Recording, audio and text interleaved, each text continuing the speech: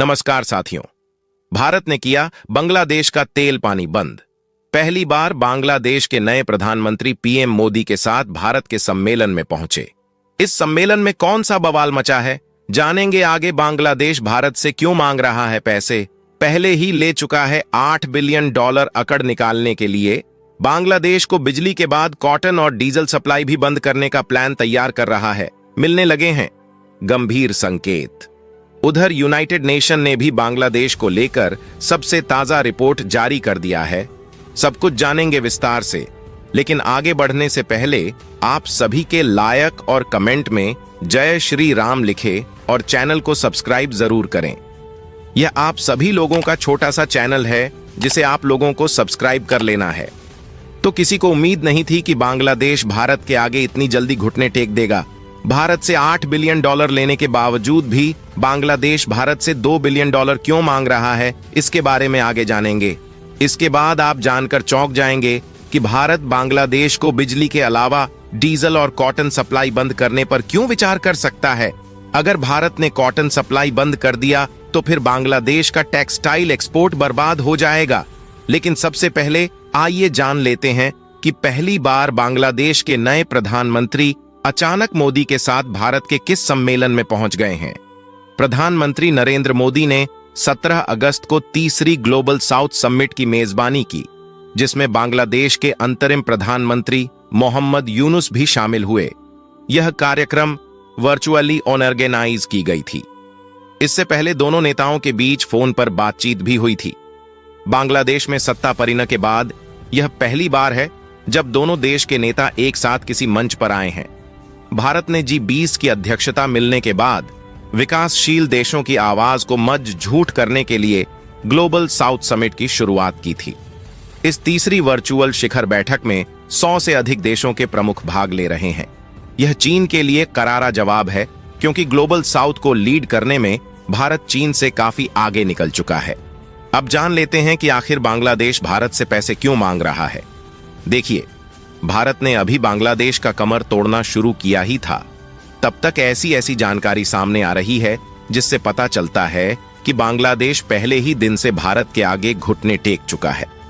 भारत ने बांग्लादेश को विभिन्न विकास परियोजनाओं के लिए $4 से $5 बिलियन का क्रेडिट और ग्रांट्स दिए हैं।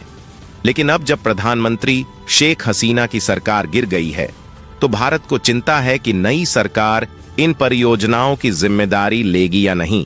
लेकिन इससे भी ज्यादा बांग्लादेश को चिंता है कि पता नहीं आगे भारत उसे पैसे देगा कि नहीं। अगर यह परियोजनाएं रद्द कर दी जाती हैं तो भारत को भारी आर्थिक नुकसान हो सकता है और बांग्लादेश भी आर्थिक रूप से तबाह हो जाएगा। इसी कारण बांग्लादेश के नए पीएम जल्दी मोदी को फोन करके हिंदुओं की सुरक्षा की गारंटी लिए हैं और अब पीएम मोदी के साथ सम्मेलन में भाग लेने भी पहुंच गए। यह दर्शाता है कि वह भारत के वफादार बनकर रहेंगे। पिछले वर्षों में भारत ने बांग्लादेश को 3 लोन ऑन ऑफ क्रेडिट यानी LOC दिए हैं। जी की टोटल वैल्यू $8 बिलियन है। इसके अलावा भारत ने उसे कई बुनियादी ढांचा परियोजनाओं के लिए अतिरिक्त ग्रांट्स भी दिए हैं। इनमें सड़क, रेलवे, सिंचाई, शिपिंग और पोर्ट्स शामिल हैं। या भारत बांग्लादेश के रग रग में घुसा हुआ है। भारत के सहयोग के बिना बांग्लादेश अपने तरक्की की कल्पना भी नहीं कर सकता है। लेकिन बांग्लादेश में विपक्षी पार्टियों ने इन परियोजनाओं और लाइन ऑफ क्रेडिट पर भ्रष्टाचार के आरोप भी लगाए हैं, जैसे फंड दुरुपयोग, रिश्वत, फर्जी बिलिंग और जानबूझकर देरी। लेकिन इन सब के बावजूद भारत ने शेख हसीना को अपने देश में शरण दी है और उधर बांग्लादेश की नई सरकार से भी बातचीत कर रहा है। यह सब विदेश मंत्री जयशंकर के कूटनीति का कमाल है।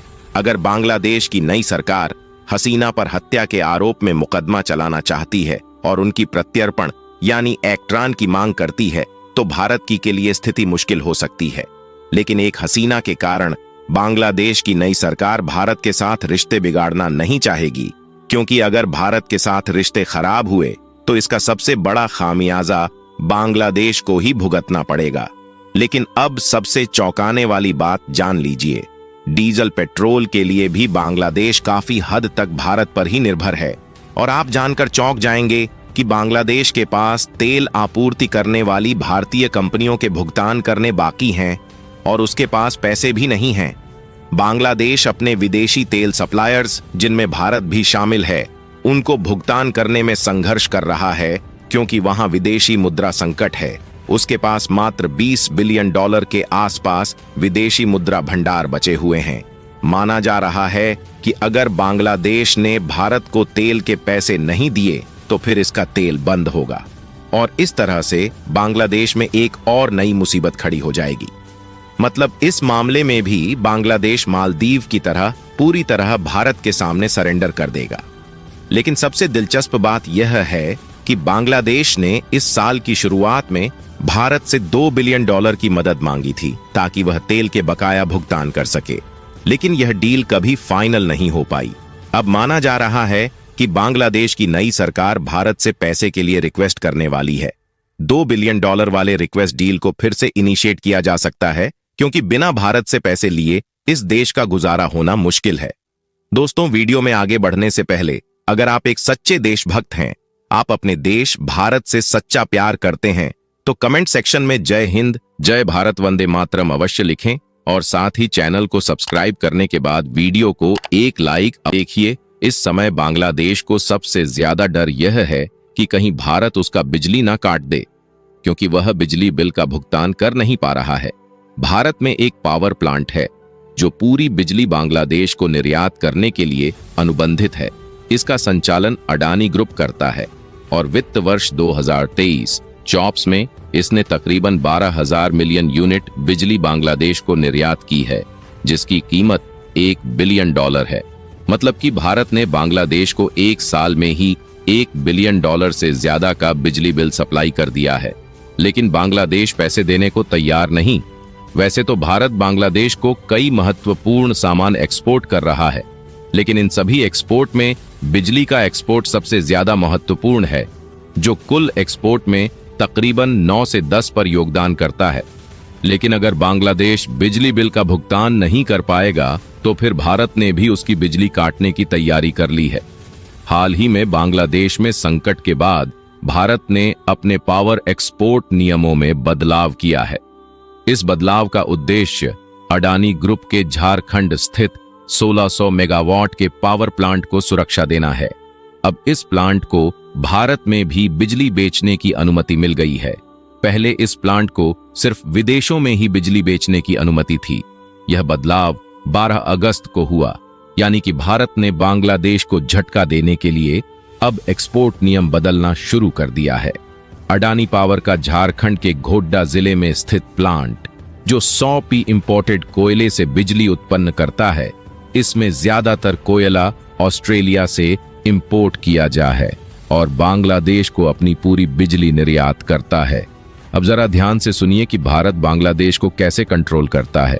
पिछले वित्तीय वर्ष में भारत से बांग्लादेश को डीजल का निर्यात लगभग $830 मिलियन और कपास का निर्यात तकरीबन $585 मिलियन था, जो कुल निर्यात का सा पप्र और पाई 3 अप्र था। इस तरह से बांग्लादेश पूरी तरह से भारत के कंट्रोल में है। बता दें कि अडानी का गोड्डा पावर प्लांट 2 साल पहले शुरू हुआ और जून 2023 में पूरी तरह से ऑपरेशनल हुआ और 1 साल में ही बांग्लादेश को $1 बिलियन से ज्यादा का बिजली एक्सपोर्ट कर चुका है। उधर संयुक्त राष्ट्र ने 16 अगस्त को बताया कि बांग्लादेश में छात्रों के विरोध प्रदर्शन के दौरान सुरक्षा बलों ने जरूरत से ज्यादा बल प्रयोग किया, जिससे स्थिति और बिगड़ गई। विरोध प्रदर्शन हिंसक हो गए और प्रदर्शनकारियों ने ढाका की सड़कों पर कब्जा कर लिया। संयुक्त राष्ट्र की मानवाधिकार कार्यालय ने इस हिंसा पर एक प्रारंभिक रिपोर्ट जारी की है। यूएन ने बताया कि शेख हसीना के अपदस्थ होने से पहले कई हफ्तों तक चले विरोध प्रदर्शनों में 450 से ज्यादा लोग मारे गए थे। रिपोर्ट में इन घटनाओं की स्वतंत्र जांच की मांग की गई है और कहा गया कि इस दौरान न्यायतर हत्याएं, मनमानी गिरफ्तारियां, हिरासत, जबरन गायब करना, यातना और अभिव्यक्ति की स्वतंत्रता पर गंभीर प्रतिबंध लगाए गए। लेकिन सबसे हैरान करने वाली बात यह है, यूनाइटेड नेशन को बांग्लादेश में हिंदुओं पर हो रही अत्याचार नहीं दिखे। पूरी दुनिया जानती है कि यूनाइटेड नेशन अमेरिका के इशारे पर काम करता है, ऐसे में वह जो रिपोर्ट जारी करेगा उसमें शेख हसीना की आलोचना ही रहेगी। इससे ज्यादा आप एक्सपेक्ट नहीं कर सकते। इस वीडियो में फिलहाल, अगली वीडियो में फिर मिलेंगे, इसीलिए चैनल को सब्सक्राइब करके अवश्य रखें। धन्यवाद। जय हिंद, जय वंदे मातरम।